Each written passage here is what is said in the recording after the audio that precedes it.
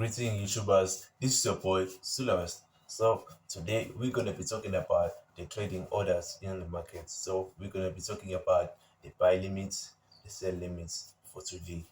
And if you're new to the channel, please subscribe. And if you like the videos, please hit the thumbs up.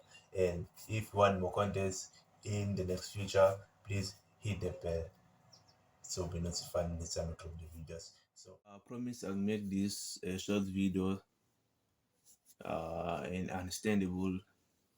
So I don't want to waste more time for you guys. I know you are busy. You are busy with some other things. So we're gonna be making these videos as short as possible to be explaining the sell limits and buy limits. So we're gonna start by sell limits.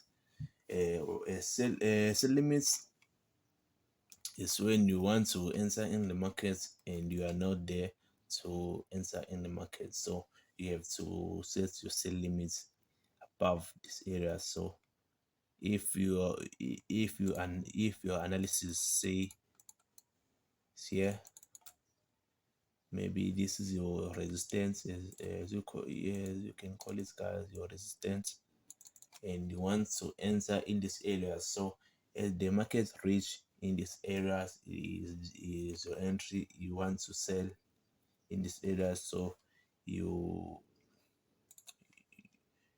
set your sell limits above these areas. As for buy limits, is vice versa. As sell limits, you have to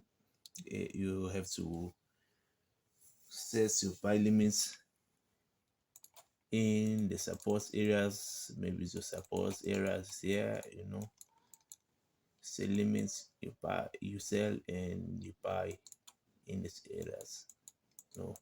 So that is, guys, it's easy. It's very easy. Some people complicate it, but it's very easy. So as you can sell, you sell limits here and buy limits here. By the way, this is NZD USD H1. Yeah, so this is your boy Sulawest signing out.